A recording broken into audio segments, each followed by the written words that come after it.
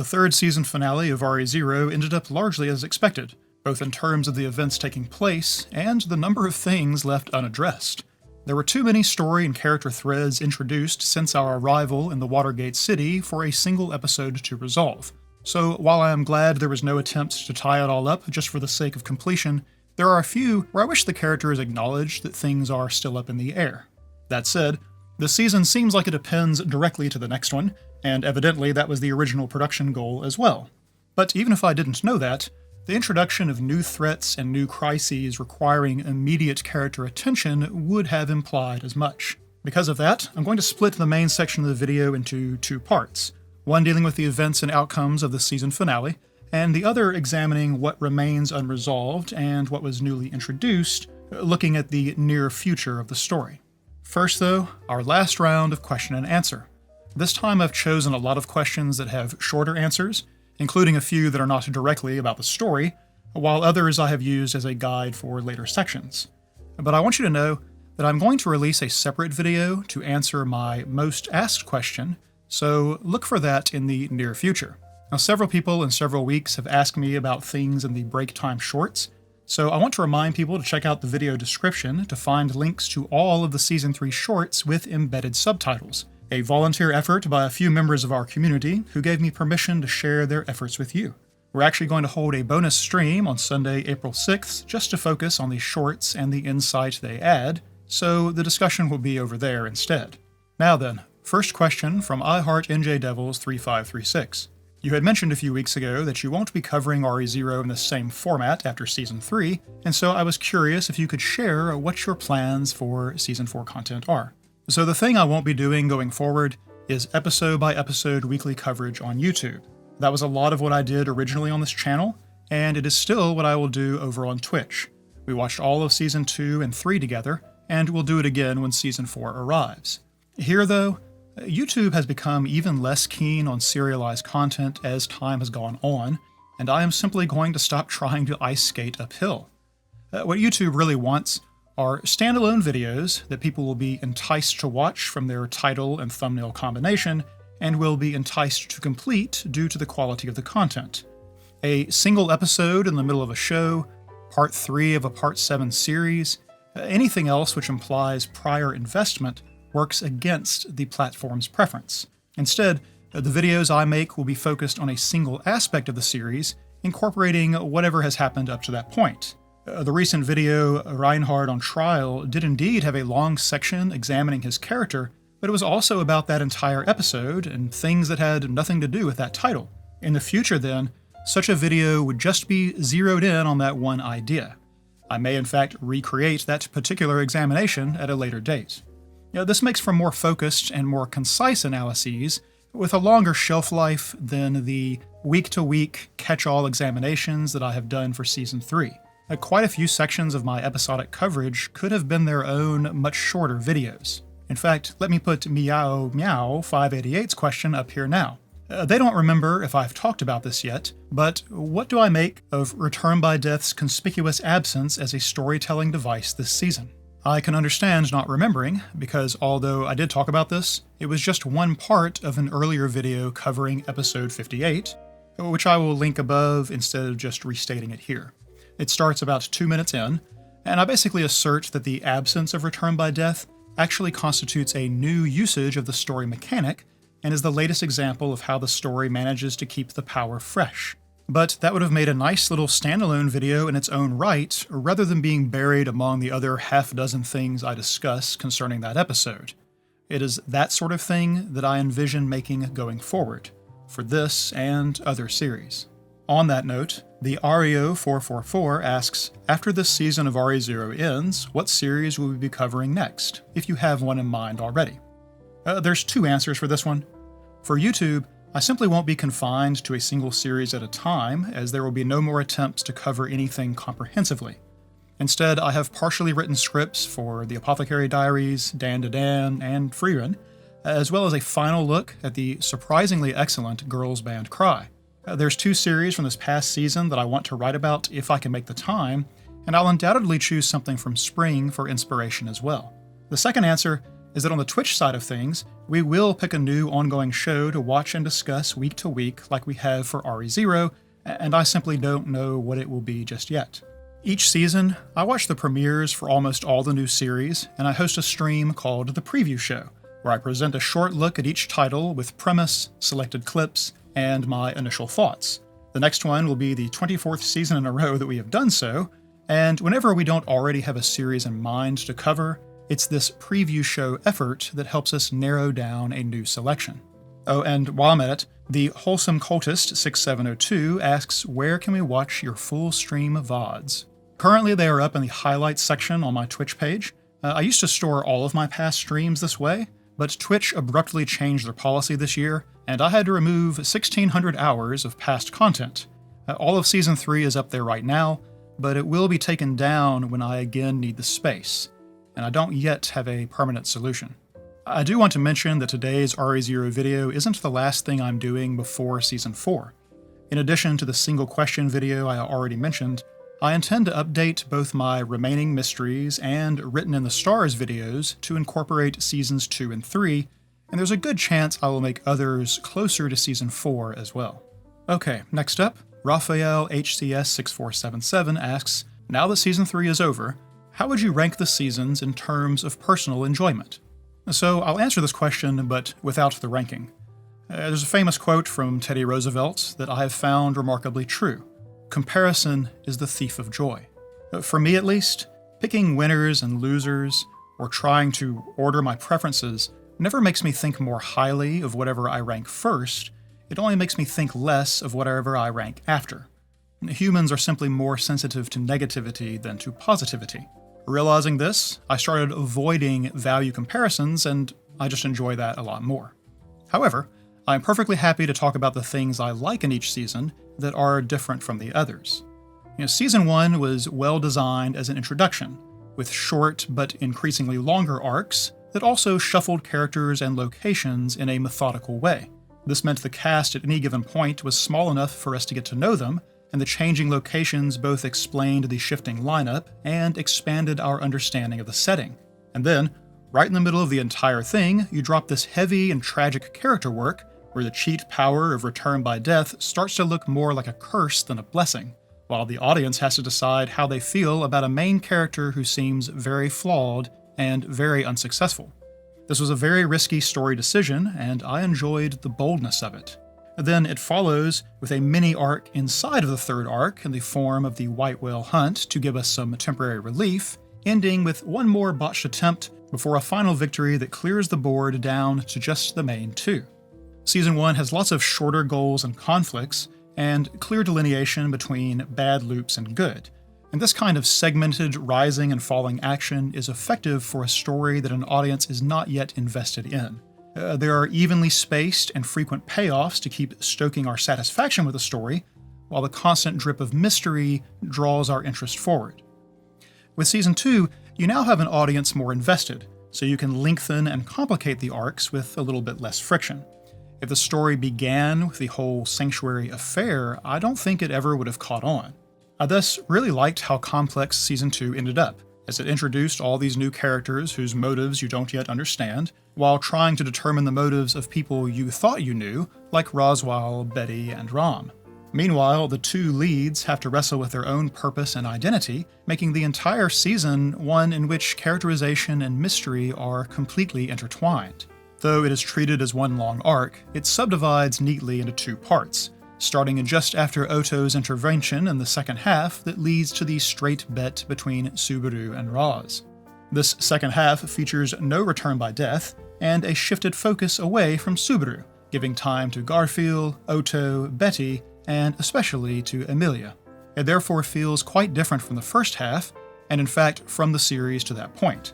And that freshness really multiplies the satisfaction of the string of successes that characters enjoy as the season reaches its climax. Also, just the whole introduction of the witches as real and very peculiar characters is a great choice so early in the story, as our limited exposure to all but Echidna piques our curiosity towards the future. Season 3 makes a similar choice, but finishes introducing the archbishops instead. All of them get special treatment by the story. Sirius and Coppola get these amazing introductions. Regulus gets constant exposure until we understand him and see him meet his end, and the gluttonies get slow-played to us until the season's end piles on what an immensely threatening and interesting antagonist they actually are. Each of those things is also evenly spaced in the season. Sirius shows up in the premiere, Coppola gets her moment 4 episodes later, then Regulus and his wives are a constant feature until his death 7 episodes after that. And then the gluttony reveal comes 3 episodes later still and continues into the finale. Like Season 2, 3 breaks neatly into 2 halves, but one of its patterns is reversed. The first part of Season 2 had the cast fractured, ignorant and suspicious of one another, and becoming increasingly isolated, while the second half brought characters together and brought them to a better place with themselves. Season 3 instead mixes all of the candidate and knight pairs together through the first half, and that itself was a highlight, bringing back all of those Season 1 players and the macro goal of the royal selection. Then the second half splits everyone apart because of the logistics enforced on them by the cultists. This enables several focused episodes to really spotlight certain characters at the very moment they achieve their personal seasonal climax. That, too, is a novel thing for the series. There's 3 whole episodes in a row where Subaru doesn't appear at all, plus 1 where he's only in the short after-credits scene, and that has never happened before in the main series. You may have noticed I talked a lot about structure when the question asked for personal enjoyment, but when I'm thinking of a season as a whole rather than single scenes, good structure is what stands out to me as the thing that enriches my experience. A structure is difficult to create well, but audiences feel it intuitively. A good storyteller puts key moments at the divisions in their structure in order to enhance their impact. It's one of the things I most look for when determining whether or not I'm in the hands of skilled creators, because that is what I enjoy the most. Okay, next up is Sorrowful Requiem 3435, who says, RE0 is amazing, but sadly nothing is perfect, so I'd like to ask what's your personal biggest criticism of the series, if you had any? As a general rule, I avoid criticism because of that increased sensitivity to negativity that I mentioned earlier. There are often things in stories that I don't like while in their midst, but will later realize their purpose. And so I have a general rule to default to trusting the storyteller because they know their tale better than I do. Usually if I do criticize something, it's because it enables an opportunity to talk about story technique, so that is what I will do now. At the moment, I think my biggest criticism is that Subaru isn't curious, or more accurately, that he's only curious in specific circumstances. He doesn't follow up on incongruencies, such as never wondering why Roz had an errand to run away from the mansion in the surviving loop of the second arc, not trying to determine why the letter they sent to the mansion arrived blank in the third, and in the fourth, he doesn't think of how odd it is for them to be summoned to the sanctuary rather than the villagers returning until Rom points it out. He pointedly heard Al name-drop Tifon, but never brings it up. And even though he's shocked enough to learn Reinhard can gain new divine protections to exclaim out loud, he evidently never tries to find out more, and so is surprised by the Phoenix and telepathy ones that show up later. On top of this, he doesn't ask questions in a lot of circumstances where he should. After Rem accuses him of belonging to the witch's cult, he never tries to find out more about them until he is blindsided by their attacks on the mansion. When Echidona proposes they form a contract, he was hardly going to ask her anything at all until the witches intervened, which is something I'll talk about later, and even though he realized that she knew he would be consumed by Satila due to the trick with the handkerchief, he doesn't ask anything about how Satila could have been present in the sanctuary in the first place. He learned about Hoshin of the Wilderness this season, and immediately suspects he's a Japanese isekai summon like himself, but doesn't dig for any more information. And it takes several loops of deaths in the second arc before Subaru gets around to asking Puck about magic, meaning it's 8 episodes into the series when he discovers that he can use it himself. The great irony is that he claims to be the type that wants to have all the information before he racks his brain for answers, but he seems to skip over a lot of opportunities to get that information. Now, it's not a problem to have an incurious character by itself. There are people in the world who just don't have questions, poor souls. The first issue, of which there are 2, is that Subaru repeatedly makes intuitive leaps, such as realizing the white whale was a main body in clones, inferring that Julius's necked spell would let him see Betelgeuse's unseen hands, and figuring out Regulus stopping time for his body because of the star name Corleonis. People make such leaps because they are questioning the situation. Why is it like this? Why is it not like that? What led to this? Who would benefit? Is anything out of place? Is anyone acting unusual? And so on. If you want to position Subaru as someone who is effective because of his ability to solve problems, then he should always question anything he doesn't understand or can't explain. And he should have become someone like that anyway, as he's been embroiled in mystery after mystery since the moment of arrival. Instead, his curiosity only turns on in specific circumstances, which is part of the second issue. Having a main character not ask questions is ultimately a way to hide information from the audience. If Subaru never questioned anything, that would be one thing. But when it's selective, it shows the hand of the author. It disrupts immersion. Once he realizes he can talk about return by death with Echidna, the questions all come pouring out. Once he realizes he was dying of some affliction, he plies Betty with questions until learning about curses. And after seeing Betty with something he thinks is a gospel, he goes to great lengths to ask Roswaal what it means. Overall, this is a minor gripe, because usually the mystery of each new conflict is preserved through more organic means. It does stick out as a point of annoyance whenever it comes up, though, so I kind of had a ready answer to this question. Lastly, here are several different questions.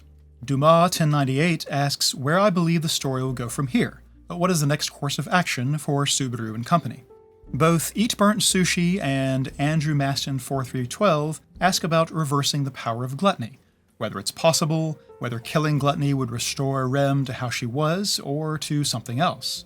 Icefang111 wants to know if I think Coppola may have found the witch's remains, even without being told where they are. Kevin OK 4707 and AJ Pyaton both ponder the motivations of the archbishops, one wondering why none of them seem to match the impression of the cult we got from Petaljuice, and the other wondering if their 4 demands this season might actually be separate demands from each individual cultist. And then Jenna Krall asks if I think that one of the 3 that took down Regulus will get the greed witch factor.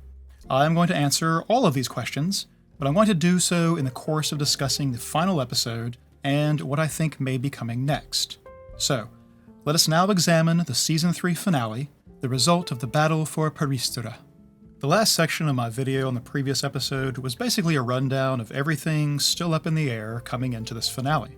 The things I most expected to see were the rest of the encounter with Lai, Felt returning with Amitia, and the appearance of Rui, and these all managed to happen together right at the beginning.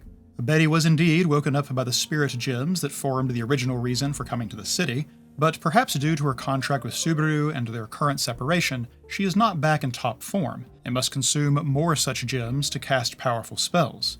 There's a kind of American Western trope in play, but rather than the audience counting down the remaining bullets in a 6-shooter, we are counting down the number of gems she has to expend, with the knowledge that she must save one to fulfill Amelia's original errand and ensure that they can recall Puck. It therefore shows us explicit animations of each gem shattering so we can keep track of her dwindling firepower. Sadly for Betty, Lai is far too wily and hardy to be pinned down by a single effort, so we end up with a bit of a give and take, which is more interesting for the audience anyway, and reinforces the much more threatening picture of gluttony that the previous episode carefully built up. The sequence also does something I appreciate, taking time to showcase Betty's personality to make up for how much of the season she has been off stage. When she shows Otto the great gems she intends to use, the craziness of that plan has him remark that he can see why she's Subaru's contracted spirit, and she considers that a compliment. But when Lai channels Rem and asks if Betty is impersonating Roswaal by hovering above, she does not take kindly to that comparison. She also didn't need much time with Lai to already be over his chattiness, and we get some authentic Betty sass in response.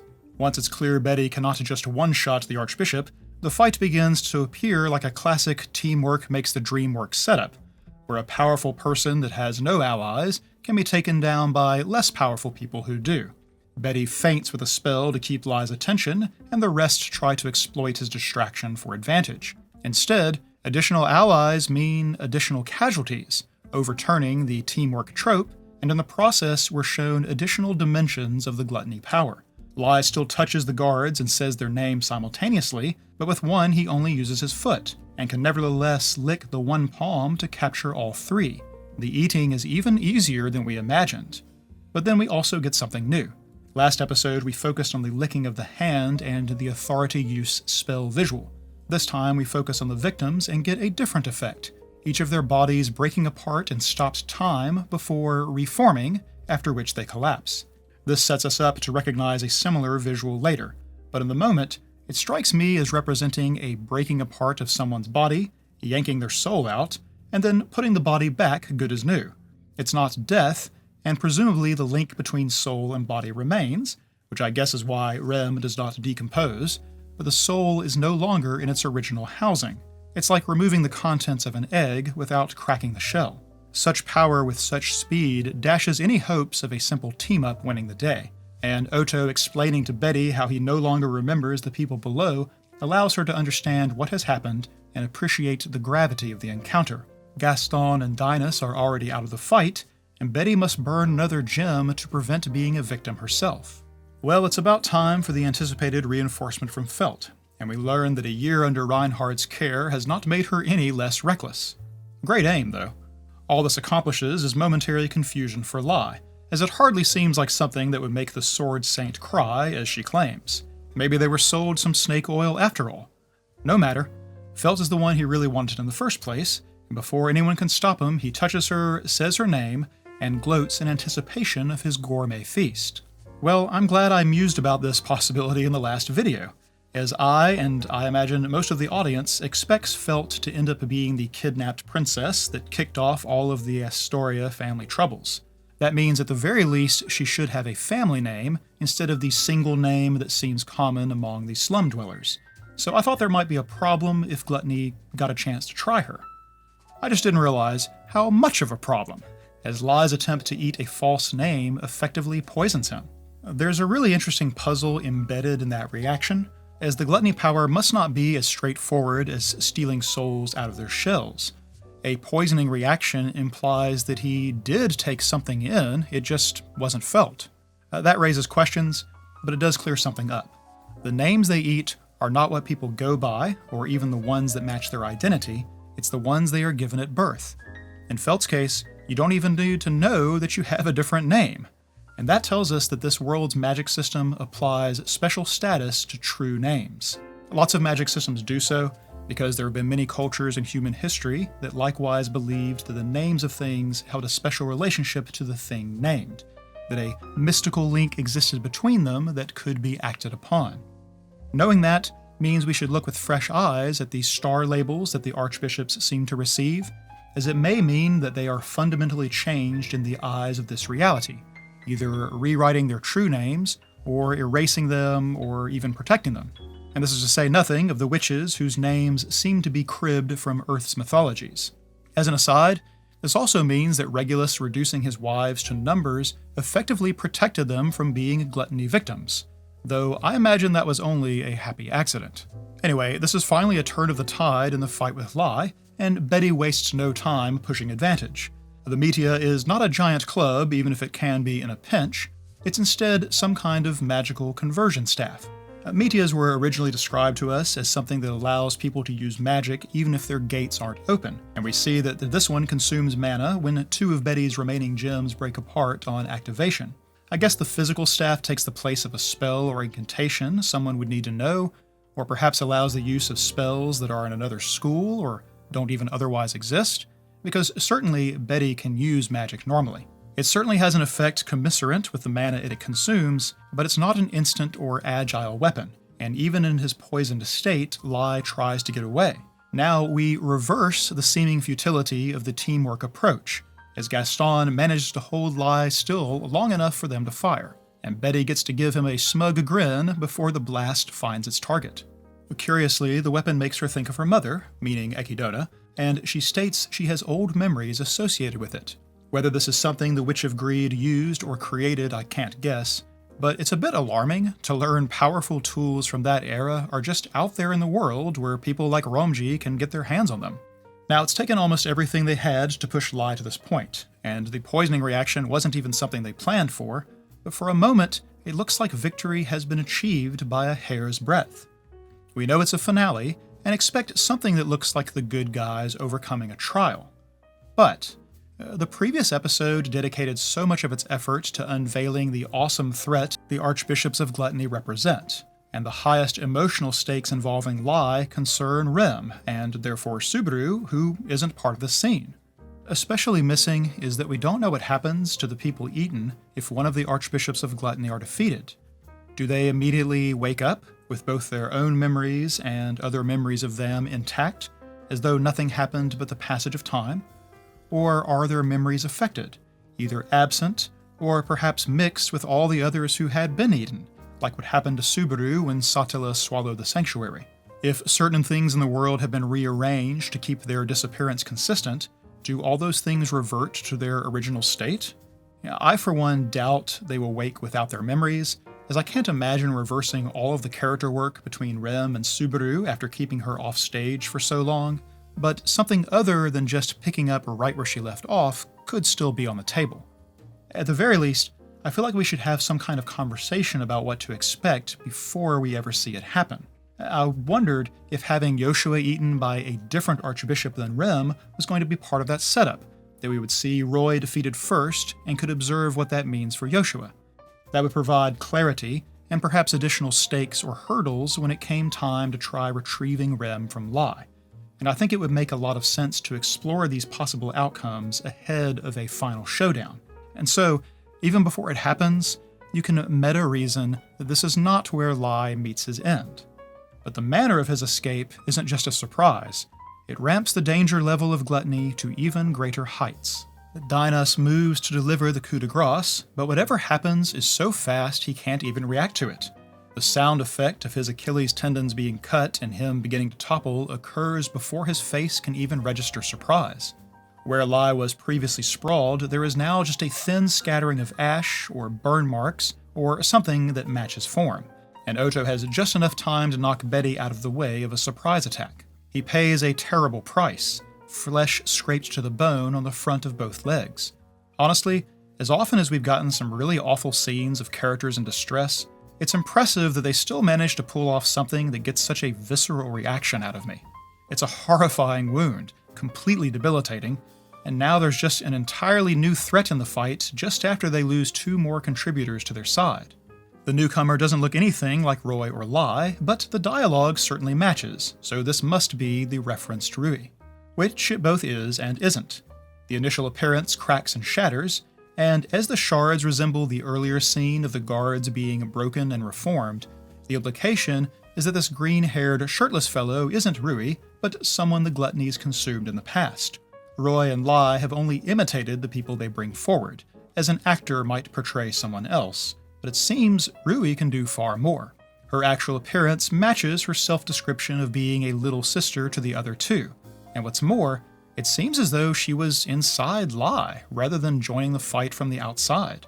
Lai vanishes in front of Dinas, leaving only some kind of residue behind, and she, in this disguise, appears behind him in the same instant. It now makes a lot of sense why Lai mentioned Rui when talking about a preference for Oto and Felt. She is connected to him, and for all we know is connected to Roy as well. There may be a clue in the visual that appeared behind the shattered first appearance. We see a tunnel with a walkway stretching beyond sight, but it is wrapped with a spiral pattern that feels to me like constricting bonds. The coloring and lighting make it seem like some other plane of existence, and the impression of a tunnel may be meant to imply a doorway or passage. Putting that together, I first suspect that we're peeking at wherever it is that people go when both names and memories are eaten, which is a prison dimension that the archbishops nevertheless can access as they see fit. And we'll speculate a little more about that in the last section. For all that Rui appears to have the advantage, she doesn't seem interested in pressing the attack. Instead, she appears to me to still be hung up on Felt, accusing her of using a false name. But when it becomes clear that Felt had no idea herself, Rui must realize that she won't be able to eat Felt today, and perhaps that is enough reason to back off for now. For us, the revelation, or perhaps confirmation, that Felt has secret parentage moves the chance of her being the kidnapped princess from 99% to 99.99999%. But we also have it confirmed that Reinhard has never brought this possibility up to her. He's not even in the scene, and yet we gain some insight into his character all the same. I would wager he has not told anyone else what he suspects. Of course, Rui gives her own explanation for why she is backing off, citing Lai being beaten up, and, cryptically, that Roy just does what that woman says. We've got a real short list for possible living candidates from who we've met, between Coppola, Sirius, and Pandora, and I feel like we can rule out Sirius. Roy was at the government building with Coppola when we first met the two of them, curious enough in its own right, and I at least don't want to try to keep laying everything unknown at Pandora's feet. I think I'd be more interested to learn that it's someone entirely new, but that must await future seasons. All we can conjecture is that in context it suggests that Roy is also backing off somewhere in the city because of what the mystery woman wants him to do.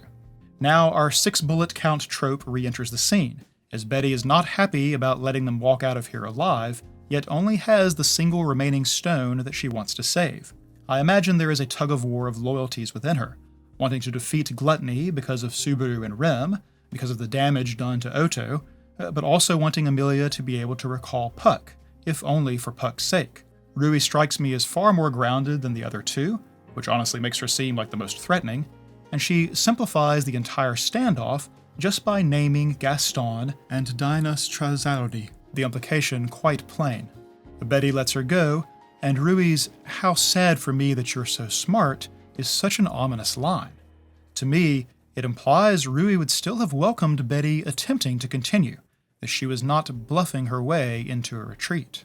Close on the heels of this, we get an announcement from Kiritaka about the 4 control towers being reclaimed and the cultists being driven back.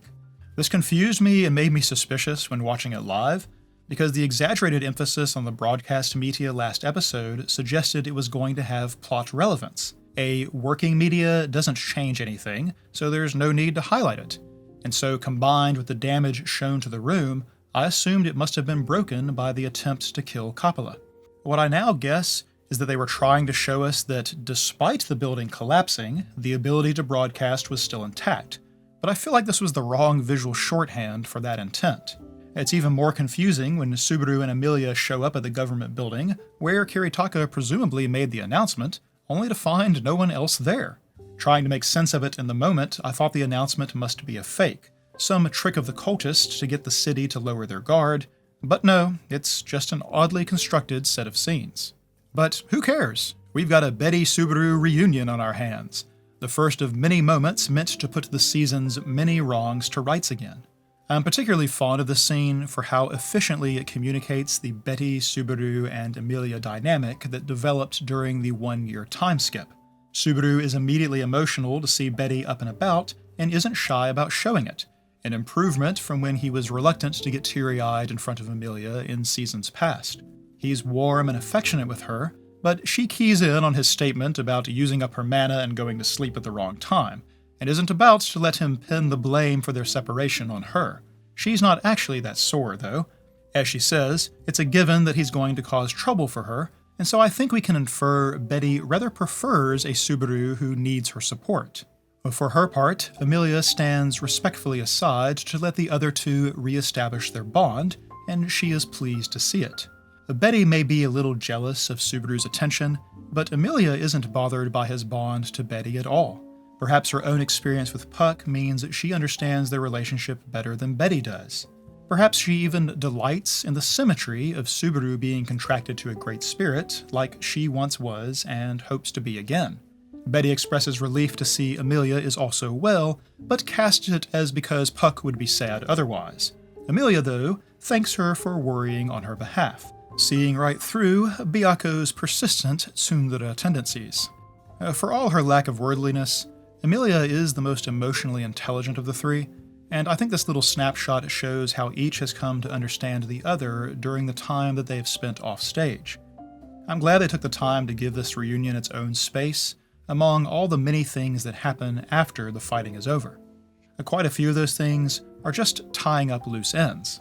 We see that Otto and Garfield and Mimi are all on the mend, but not quite restored, and Mimi goes right back to attaching herself to Garf and extends her recovery time in the process.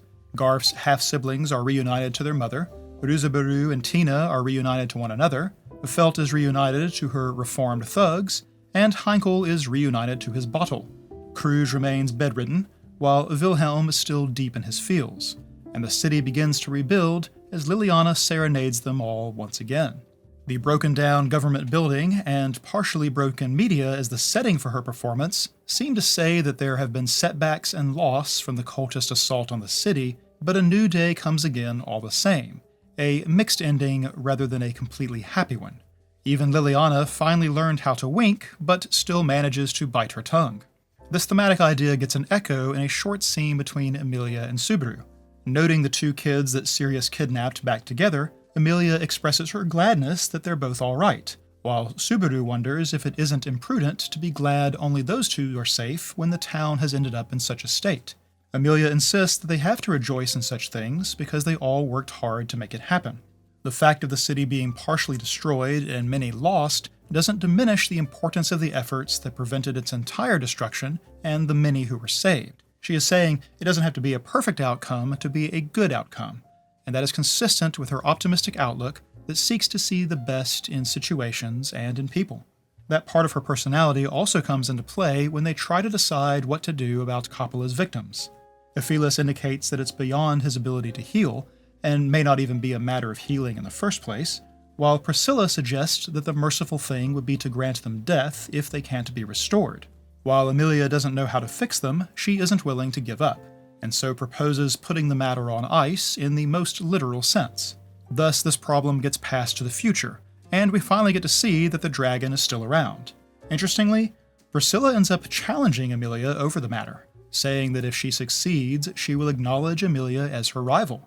When we later see Emilia complete the deep freeze, it cuts to Priscilla lowering her eyes behind her fan, so I guess we are to infer she now takes Emilia more seriously than she did before.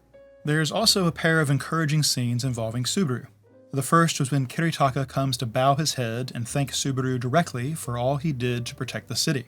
This strikes me as Kiritaka, the de facto leader, singling out Subaru as the one who represents the candidate alliance. And while Subaru was surprised earlier in the season to learn how much faith some of the others placed in him, perhaps even mistrusted it, at the end, he is taking it in stride. This wasn't nearly as dramatic of a character arc for him as we got in seasons 1 and 2, but it has been a consistent through line, as Subaru has grown into someone who unites, who garners respect, and that carries a responsibility that he must both accept and live up to.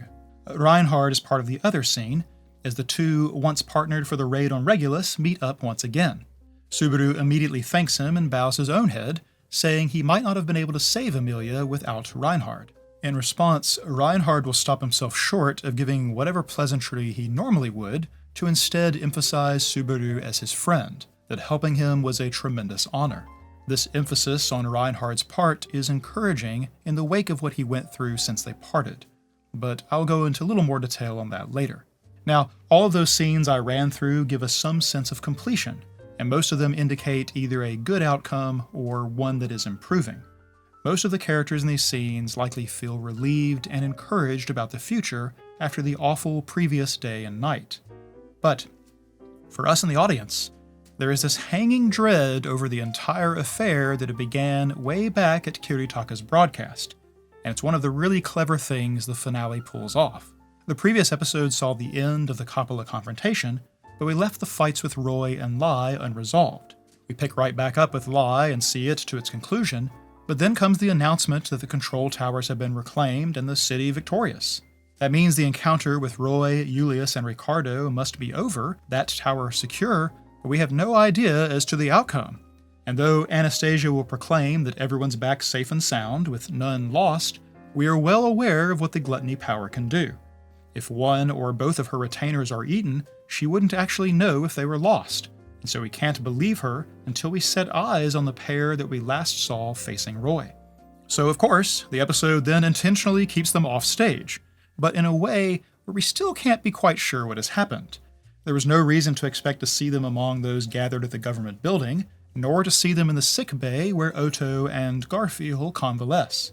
After that is the whole interrogation of Sirius and the following scene that I'm going to come back to later, and so we still haven't seen everyone gathered together where we might note their absence. It's a full 7 minutes from Anastasia declaring everyone's back until we see the candidates gathered together, and at last we can note that Julius and Ricardo are nowhere to be found. Our dread increases, but Kruge isn't there either due to her condition. Plus we saw Otto and Garfield bedridden with injuries. It is still plausible they weren't eaten and are simply too injured to attend. But certainly, we have more cause to worry. Then comes Liliana's song and the main montage of checking in on characters all over the city, and we end up seeing literally every person in all the candidates' retinues except for Julius and Ricardo. So now it is really seeming dire. But finally, Ricardo turns up wandering along the ruins, and as he is bandaged and even absent a hand, it must simply be that he was absent due to medical treatment. It's been 14 and a half minutes since Kiritaka's announcement at that point, an agonizingly long time to drag out our worry over his fate, but we can't even relax because he's alone. And then, clever still, Subaru will ask Ricardo where Julius is. If Julius has been eaten, then Ricardo will say something like, "Who's Julius?" But instead, Subaru doesn't need to wait for an answer as he spots the man in question nearby. There was no need to worry after all. The episode was just tormenting us by dragging this out. We don't get to hear if Ricardo responded, nor see his expression, so we have no reason to suspect anything is amiss. After all, we're probably worried that his name and memories were eaten like Rem's, so if he's up and walking about, then everything must be fine. Right? I mean, it's a little weird that he's hiding in the shadow of that destroyed building and looking troubled, but he was in a pretty severe state last time we saw him. Maybe he needs some alone time. Subaru says something that is almost fourth wall breaking here, that Julius has to show his face or he's going to worry about him. But realizing that's more buddy-buddy than he intends to be with Julius, he amends his statement to say that's how everyone feels in general. Everyone includes the audience, amusingly, and we were indeed worried up until we saw his face. But alas, what happened to Rem and what happened to Kruge are not the only two bad outcomes when facing the gluttony power. Subaru isn't affected when others had their names eaten, so when Julius asks apprehensively if Subaru knows who he is, well, we suddenly learn the outcome of the fight with Roy. In a bit that mirrors the moment Subaru learned that Rem had been eaten, Emilia joins them and looks at Julius. He can tell that she does not recognize him, while Emilia waits for Subaru to introduce them. It starts to dawn on Subaru as he sees Julius's expression darken, and Emilia's question confirms his mounting suspicion. In a diabolically deft move, we end with the episode title screen, the result of the battle for Paristere, as if highlighting that Julius having his name eaten is that very result. And just as all the brighter moments earlier were somewhat dampened by our worry over what became of Julius and Ricardo, this final tragic scene has almost comically upbeat music playing over it, adding to the dissonance of the moment. In fact, by one way or another, the entire episode ends up giving us mixed emotions from scene to scene. We're relieved that Felt, Gaston, Otto, and Betty survived the encounter with Lai, but Lai getting away and the new threat of Rui tamp down our enthusiasm. Even Felt feels that Kiritaka's announcement of victory isn't a situation she can be happy about.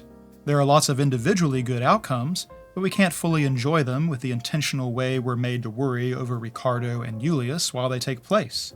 The city is safe, but we're reminded that Kruge is in a worse state than when she arrived, and the Astoria family situation may be worsened as well. Ricardo is alive, but missing a hand, a mixed outcome for someone making a living as a mercenary. Those transformed into monstrosities have no relief in sight, but at least are given a lifeline with Emilia's cold sleep. And while it is a victory overall, the scenes with Sirius and Julius really cast an ominous pall over the near future of the story. Discussing that, then, is how I want to conclude this video and my analysis of Season 3. Let us begin at the ending, the revelation that Julius has had his name eaten but not his memories. This situation makes me really excited about the future of the story, and maybe that's weird to say in response to a character tragedy, but there's potential here for some great character work. Subaru, as the only person we know that remembers Julius, implies that they will be attached to one another, either immediately or in the future. I don't know if there will be any attempt to explain the situation to Anastasia, and I don't know what she would make of it if they try. They know the situation with Rem, so it may not be impossible to convince Anastasia that Julius was her knight, but we don't know how memories or events have been rewritten in response. Possibly Anastasia has a different knight now and believes they always held the position, or rather, everyone will remember it that way. Julius is also a spirit knight whose martial prowess relies on his contract with spirits. Will the eating of his name render all those contracts null and void, the spirits likewise forgetting him? If so, he will be quite depowered and may be unsuitable to resume his position, even if Anastasia would allow it. Maybe this means that Anastasia and Emilia will be temporarily allied and will journey together as part of the new season. Since gluttony is now a common concern, perhaps Cruz's camp comes along for the ride. But perhaps she's also in no condition to do so. However it shapes up in the next season, though, I fully expect Julius and Subaru to find themselves working side by side, and that's the part that excites me. The premiere established the problem for both of them, and did so conspicuously enough that I thought these character journeys would be part of this current season. The inciting event right at the beginning is the visit of Yoshua bearing Anastasia's invitation, but upon learning Yoshua's last name and laying eyes on him, Subaru can hardly get a phrase out that isn't caked in his distaste for Julius. We don't know what has changed in a year's time, but clearly there is no movement on his grudge towards Lagunica's most exemplary knight. This is character growth we still need to see from Subaru, and I am quite certain he doesn't understand that Julius did him a favor after the royal selection fiasco.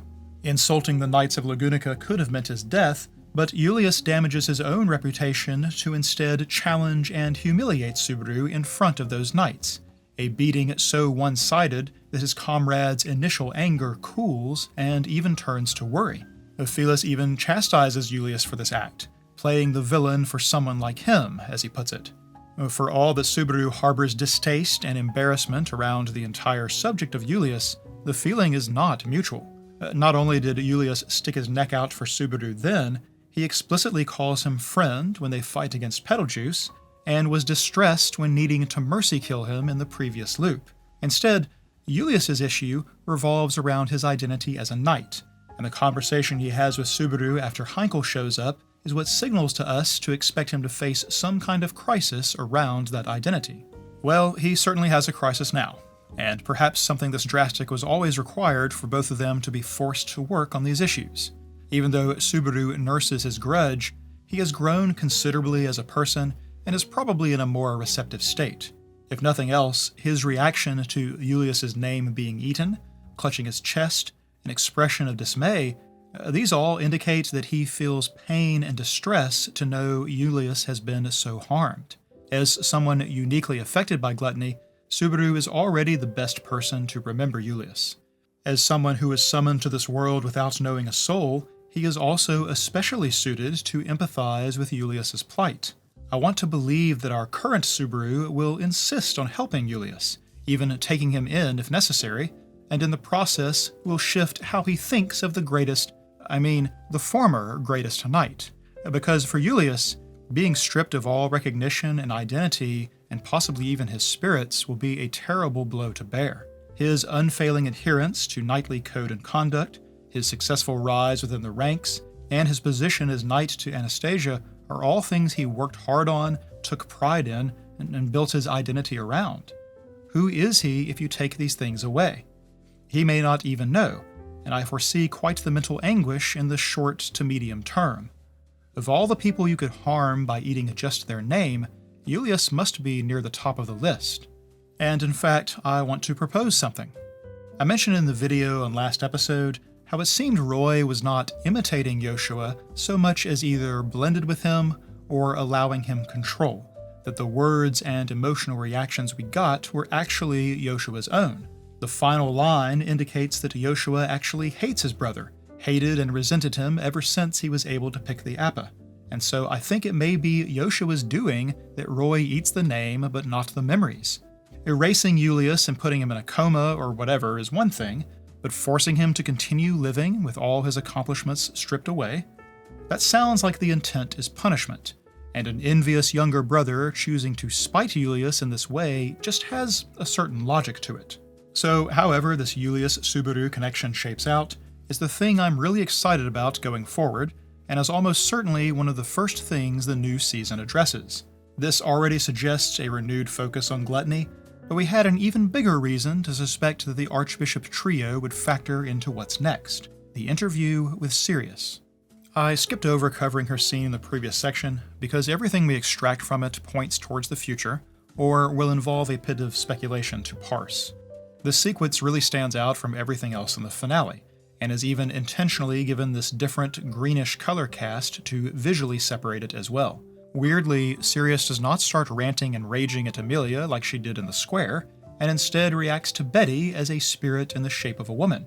She basically ignores Amelia now as she ignored Betty back then, and my best guess is that it has to do with witnessing Subaru use the Sloth Witch factor, an event which has convinced Sirius that it is not just Betelgeuse's former power that resides in Subaru, but the spirit himself. Normally, Sirius would be the last character I'd treat as a good source of reliable information, and it's tempting to dismiss her statement as another manifestation of her obsession with the former Archbishop. However, when Subaru used the power to extract the parasitic heart from Amelia's own, she immediately recognized Juice, so we can trust that some aspect of him is indeed bound up with the witch factor or with Subaru himself. Juice was a spirit, evidently, explaining his long life, and I'm guessing this has something to do with why he could be fused with Subaru as Sirius claims. This is an interesting development, and I don't know what it means for the story's future, other than expecting Sirius to pursue Subaru whenever she gets a chance.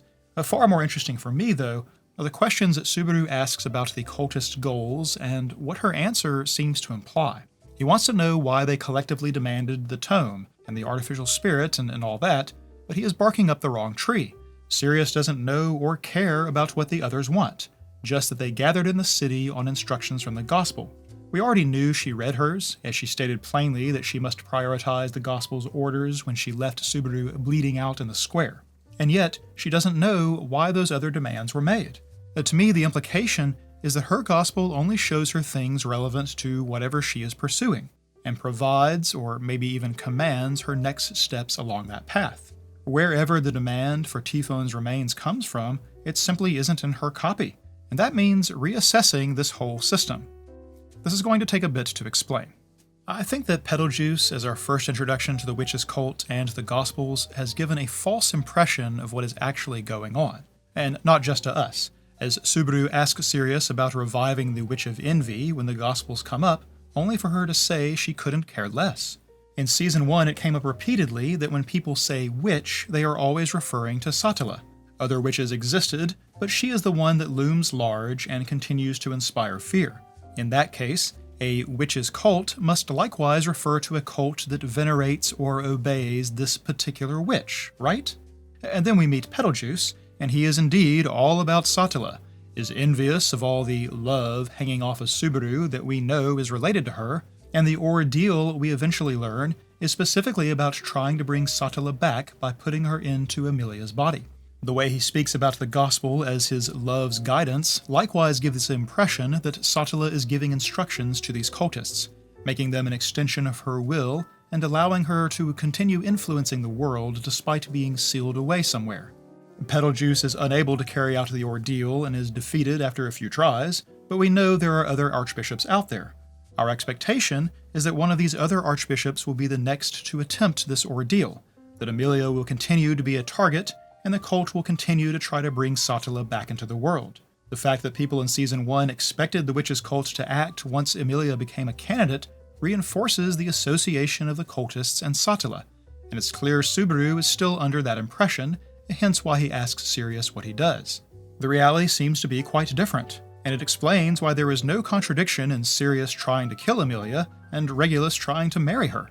It seems instead that the ordeal and the obsession with bringing back Satala was not the unified desire of the cult or instructions handed down from Satala, but was instead the personal desire of Betelgeuse.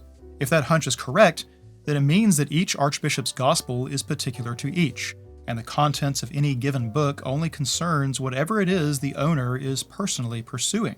This actually makes a lot of sense if we remember what we learned in Season 2. There is a single tome of wisdom, which is Echidona's authority, and 2 incomplete copies of it that were given to Roswal and Betty. Echidona describes the gift as serving as a simple guide to its owner's future, and indeed, what is written in each is quite different between Roz and Betty. The contents, or lack thereof, are particular to the owner of the copy.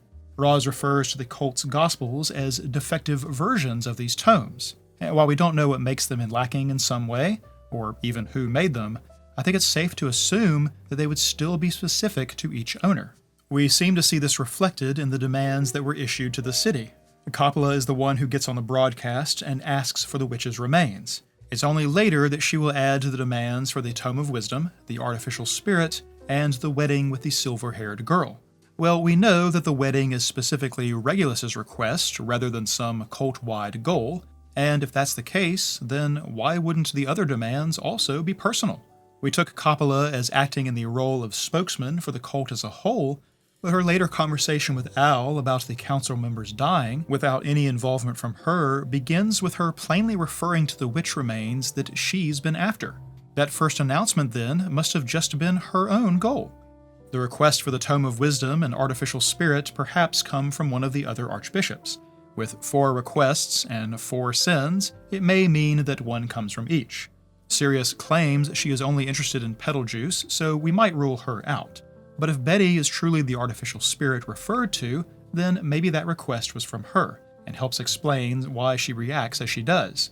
It at least seems plausible that an artificial spirit might relate to a way to bring and juice the spirit back. In that case, the gluttonies requesting the tome would round out the set, though I cannot guess to what end.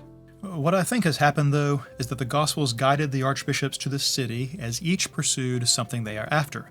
Sirius does indeed find petal juice, such as he is, so we might argue that it did guide her future towards her desire. Regulus finds a new bride candidate, one that he is especially interested in as a replacement for the original number 79 spot, so we could say it guided him as well. Actually holding on to her, or, his life, well, that's his own problem. If Coppola was after the remains, then maybe she was successful and her purpose didn't involve moving them, which supposedly would have destroyed the city. She does say she got what she wanted, and we never did learn what she meant. If we think that the gluttonies were after the tome, well, we know Otto never made it there after getting his shins scraped off, so for all we know, that demand has also been met. Though they might also have simply been interested in specimens like Felt and Otto that have divine protections. So being guided to such targets may have been what their Gospels provided. If this is really how it works, though, we have a real curiosity on our hands. How could 4 completely separate desires and 4 separate books guiding them all coincidentally converge on the same city and coordinate their actions such that they secure all the towers and lock the city down? It defies plausibility for each Gospel to be acting independently and yet result in this concerted effort. Surely there must be some kind of unifying power or person that provides this synergy between the disparate goals of the cultists, choosing paths that nudge the archbishops into situations where they can carry out extra, coordinated tasks in the process of chasing their own personal goals. There were lots of other ways to bring Sirius to Subaru, or Regulus to Amelia, but only here could you bring Coppola to the witch's remains at the same time. This is all conjecture on my part, but I'll tell you where I get it from, once again returning to Echidna as the source of this entire concept. Rather than the tomes, though, I get it from her conversation with Subaru as she proposes they form a contract. To put what she offers in one sentence, she says that she will, without fail, guide him to the future he desires. One by one, though, the other witches show up and basically urge him to read the fine print. Minerva stops him from just forming the contract without reflection. Carmela suggests that Echidna isn't lying, but isn't revealing the full truth either. And Sekhmet mentions that Echidna's promise about guiding him to the future is usually preceded by an "in the end" qualifier. Hearing this, Subaru wants clarification as to whether he would arrive at the best possible future by following the best possible path, and she declines to answer at first, clearly not wanting to say no. But finally she does reply that for the purpose of attaining the future he desires, he must accept any sacrifices made along the way. What I think we can assume, then, is that she'll guide him to the future he wants all right, but by a path of her choosing. Amelia's future trial, and Minerva's comments afterwards, suggests that what Amelia saw was not the future, but an array of possible futures. To me, that means Echidna's Tome of Wisdom does not accurately describe the single future that will exist, but calculates many, many possible futures and the means by which they can be reached. For each future, then, there must be several paths that connect to the present. So, what Ekidona offers is guidance towards a future that someone desires, but she chooses a path for them that most benefits her. And this is what she gets out of offering such a deal in the first place. The other witches have simply seen this play out before, and that's why they speak up. Again, all conjecture, but if we apply it to the Gospels of the Witches' cult, then the whole thing seems far less haphazard. Someone or something is choosing the paths the Archbishop take such that they occasionally work together. But as they still arrive at whatever future they want, they nevertheless play along. The Archbishop's coordinating to hold the city hostage, only for Sirius to try to kill Regulus, or Regulus threatening Coppola, is thus no contradiction. And it's no longer weird to learn Kiritaka was just roaming the city, because Sirius is the one who attacked him, and she doesn't care about the location of the remains. They aren't teammates working towards a shared goal. They are completely independent and self-absorbed people, all guided by the same tool. And that tool simply makes them work together at times. I won't guess how this coordination is achieved or what is behind it, but this is what I get from Sirius's response to Subaru's questions. Now then, after Sirius gets a little too familiar with Subaru and learns what it means to be the nail that sticks up, we hear her start singing, in a manner of speaking. She is repeating what she heard from Liliana, and while she has a long way to go, this seems like ominous behavior. Liliana's song overcame her authority, and so perhaps she reasons that if she can learn to sing, then her power will become even stronger. We have nothing to worry about right now, clearly, but given enough time, who knows? Her final words, though, are the most worrying part of all. She asserts that Petal Juice is inside Subaru, that their soul and flesh are combined, and she intends to drag Juice out. She needs him to take care of his mind and body until that day, though, and so she issues a warning. Beware of gluttony, she says. They will all try to take him away. The future of the story is not just guided by Subaru pursuing a solution for Rem, but will also involve gluttony interested in coming after him. Inside Sirius's warning, she adds the curious detail of referring to them as gourmand, foul-feeding, and satiation. We can presume these map to Lai, Roy, and Rui respectively, and having Rui described as satiation is a new revelation. A bit of a Discord discussion ensued about the possible nuance in this new appellation, and while the underlying word can mean having eaten one's fill, it can also mean having all one needs to eat their fill, having plenty or abundance. Contextually, I feel like Rui might be closer to the second idea, and I'm basing that around Lai's comments that mention her. In one scene, he looks at Otto, Gaston, and Dinas, saying that with Felt gone, he guesses there are 3 here that Rui might like. We might assume that means he thinks Rui would like to eat these 3 and Felt. And when she comes up again, it's when he's pondering Felt getting away, possibly losing Otto too, since no one knows his name. He thinks Rui will rip him a new one if that happens. However, Lai attempts to extract Otto's name himself and definitely tries to eat Felt. To me, that means that she does not need to be the one to do the actual consuming, that she can somehow share in whoever Lai takes in, and it's possible the same applies to Roy. So her nickname may imply that she can eat her fill at any time because she has access to both of her brother's collections. And as one is a gourmet and the other indiscriminate, she has all her bases covered. Perhaps she doesn't do any eating herself, and that strange ethereal tunnel we saw connects her to where the stored souls are, or maybe even connect the 3 of them together, allowing her to come and go, and perhaps even eat after a different manner than her brothers. After all, one of the last things she says is dismissing her brother's preferences, saying that a meal isn't about what you eat, it's about who you eat it with. I can't guess how this affects the story right now, but between these 2 scenes, I feel her difference from her brothers is really going to matter in how things play out. So, like I said, the scenes with Julius and Sirius seem to indicate the direction of the story in the near future, and do so in a way that throws a bit of cold water over the victory mood of the finale. There are a few other things I think also point us towards the future that I want to go over, as well as those that are now left unresolved. So that is how we will close this video out.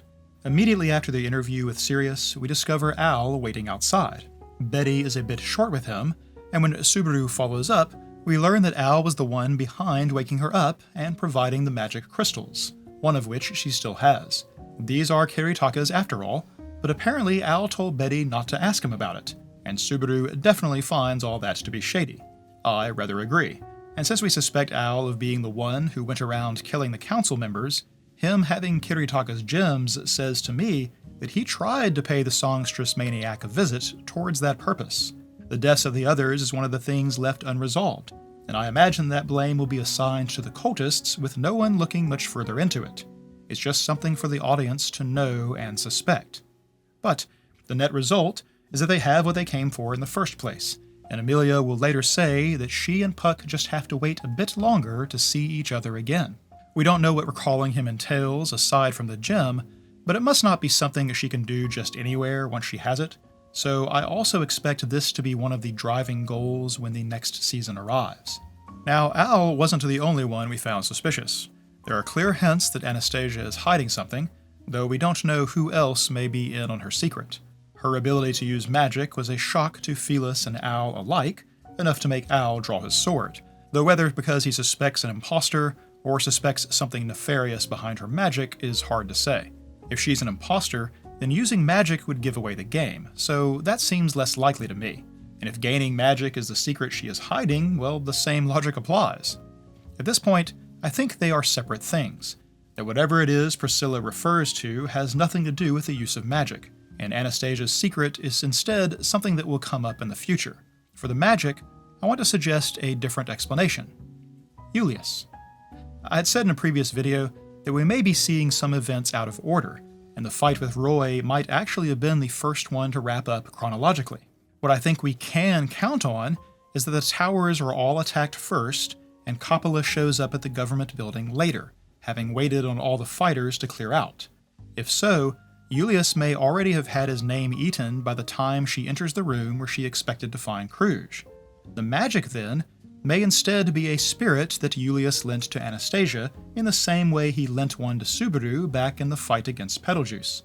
With his name eaten, though, no one will remember this as a possibility, including Anastasia, so she will appear to suddenly have magic without any explanation. This would mirror events in Season 1, where the blank letter that caused confusion ended up actually being a foreshadow of Rem having her name eaten. And so, like with Julius, we see the outcome of her erasure before we learn that it has happened. So I at least will cross off the magic as resolved, but expect Anastasia to still have some other thing she is hiding. If nothing else, it was never explained why she wanted all the candidates to gather in the city, and considering the timing, we must surely suspect she caught wind of the Archbishop's intent. She was also supposed to have information about gluttony that we never did see shared. Among the other things she was interested in is another matter left unresolved, the Tome of Wisdom Otto brought to be restored. He never made it there, and so right now its status is unclear, but both the cultists and Anastasia expressed interest in it, so it might be naive to assume that it is just patiently waiting on him to come collect. This, too, I expect to impact some of the direction of next season, but how kind of depends on the tome's status. With their injuries, I have to imagine we at least start out next time still in the city, and things like this can be discovered to shape actions right away. This may also give Garfield a second chance to think about visiting his mother, as I can't imagine we just drop that thread entirely. Then there is the defeated Regulus, holder of the Witch Factor of Greed. At least two people, Betty and Subaru, know that this means the Witch Factor does not simply stay with the body, but its fate hasn't been explored or even pondered. The Sloth Factor is the only one we've seen transfer in the story, first out of a box into Juice, and then into Subaru after the Archbishop's defeat. Regulus said there was no way Juice should be chosen by the Witch Factor, and Ekidona tells Subaru that the Witch Factor chose him as its new dwelling. So between those two statements, we can presume that the factors themselves determine where it is they take up residence. The problem is, we don't know why Sloth chose Subaru. Was it because he defeated the previous holder? Or maybe because they briefly inhabited the same body? Or because he wrote in Betelgeuse's Gospel? Or is he just particularly suitable as a host? Or was it simply due to being the closest in proximity when Juice died? It's hard to guess what the Greed Witch Factor will do without understanding the movement of Sloth. Both in terms of proximity and defeating the host, Subaru, Amelia, and Reinhard are all potential candidates if that is how it's determined, but it would be Amelia and Sylphie if partially sharing bodies is a determining factor. On the other hand, Regulus and Echidna both show very little aptitude for understanding the emotions of other people, and both were greedy like the namesake, so perhaps it would seek out someone else who meets these conditions. This feels like it could be just another example of Subaru being conveniently incurious, and the greed factor will show up as a surprise before he ever wonders about it out loud. This could happen soon, or far in the future, for all I can guess. Another matter that may not come up right away is the fate of Sirius. They eventually agree for her to be taken to the capital and turned over to the Knights, and Reinhard volunteers to be the one to ensure the transport is a success. I'm unsure of the wisdom of taking the authority of Wrath right into the heart of such a large population center, so while Reinhard's presence probably guarantees she doesn't escape on the way, I'm not sure that's a good thing. Felt is going to go with him, so that faction might be offstage for a bit. However, the scene where Reinhard emphasizes his friendship to Subaru makes me think they will cross paths again before too long, as I expect Reinhard to have his own personal crises after what went down with Teresia and Wilhelm. Subaru and Felt seem like the ones best positioned to help Reinhard, though I can't guess what form that help might take. Just like with Julius, the season premiere made me believe we would see some character work on Reinhard, but also like with Julius, we only had a complicating event near the end, and so I also expect to see more of his journey in the following season instead. Since Reinhard and Julius were friends, but Julius's name is Eaton, there may be some overlap in how their characterization is explored, and that prospect I also find exciting. Outside of that, there's random things dropped in the season that may come up soon or many seasons later, such as Hoshin as an isekai, Sirius's conspicuous similarity to Emilia, Fortuna, and Satala, the connection between Dinas and Mei Li, and the history of the media Felt produced right here at the end. In summation, the Gluttony Trio as a major goal and major threat, Julius's condition as an immediate crisis, recalling Puck as a pressing desire, and the unresolved situation of the tome, what Coppola accomplished, and Anastasia's secret are all things I see as possible influences on the first episodes of Season 4. This season emphasized Subaru's growing fame and respect, and saw him learn to step into the expectation, so while I expect that to continue, it might also be what leads to his next personal crisis. The story also emphasized how the Emilia-Subaru dynamic has grown, and while it's not quite a full romantic one yet, Emilia's speech at the altar indicates that it has that potential. The two of them as effective problem-solving partners throughout most of the season, even when apart, is a solid foundation for building something robust and believable, and I'm glad we got to see them as a team long before we may see them as a couple, especially considering how far apart they were in most of Season 2.